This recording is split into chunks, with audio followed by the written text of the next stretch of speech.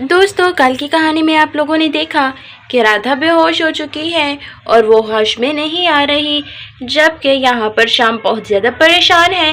तो आइए देखते हैं कि आज की कहानी में क्या होता है। अरे मेरे घर को तो मछली बाजार बना के रख दिया है। सुबह से शोर मचा रखा है, कोई आराम भी नहीं करने देता। जाकर देखती हूँ कौन सा वबाल आ गया है। माँ देखो ना, राधा को होश नहीं आ रहा, राधा बेहोश हो गई है। मुझे तो कुछ समझ नहीं आ रहा मैं क्या करूं। आए हाय, बेहोश क्यों हो गई? आराम करने को दिल चाह रहा होगा, बेहोश हो गई। हमारे जमाने में भी लड़कियां बड़ी बेहोश हो जाती थी।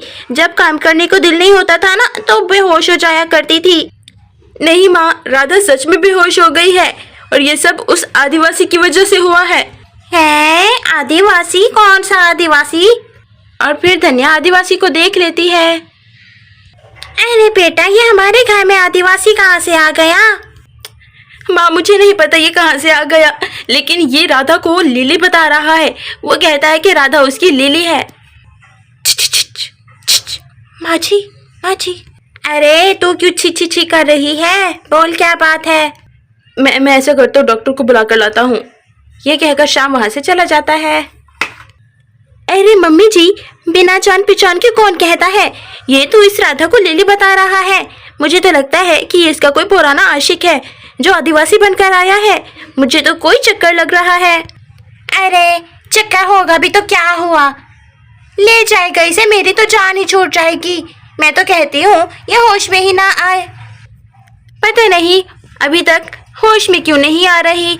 डॉक्टर आएगी तो कुछ बताएगी कि आखिर इस महारानी को हुआ क्या है।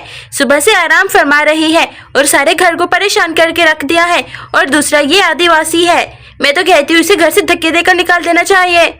अरे ओ, वहाँ दीवार में क्या घुस रहा है? कोई सोना वोना देख लिया है क्या? ऊपर जा चुप करके। मैं तुझे बता देती हूँ कि ऊपर निकल जा, बाहर निकल जा, लेकिन इस घर में मत रहे।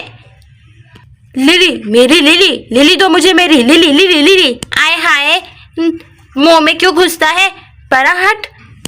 हाँ मम्मी जी, सुबह से ये सभी कर रहा है, ऐसे ही लिली लिली कर रहा है। आ जाने तो सारा शाम को बैठे बिठाए बात करती हूँ कि किस लड़की को उठाकर लाया है जिसके बॉयफ्रेंड ऐसे आदिवासी है। शक्ल देखो इसकी, न बुनियान पहना है न है कुछ और, पत्ते लिपटे हुए हैं सारे बदन पर। तो और अगर ये पत्ते किसी बकरी वकरी ने खा लिए तो ऐसे नंगा ही घूमता रहेगा, आदिवासी कहीं का। और नहीं तो क्या मम्मी जी, देखो तो अभी तक ही बेहोश पड़ी है, नौटंकी कहीं की। मेरी एक देवरानी थी, ऐसी ही नौटंकी करती थी।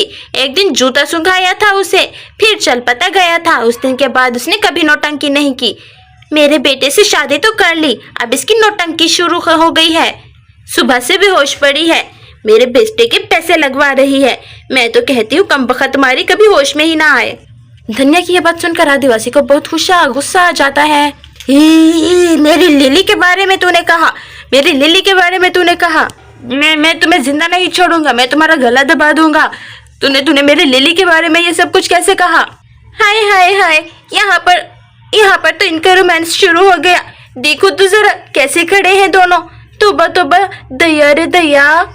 मेरी लिली के बारे में कुछ कहा तो तुम्हारा मुंह तोड़ दूंगा, तुम्हारी हड्डियां में हड्डी पसली कर दूंगा। सुना तूने गंजी कहीं की? हाय हाय हाय, इस आदिवासी ने तो मार दिया मुझे। हाय, अरे मम्मी जी, अब इसके मुंह क्यों लग रही हो?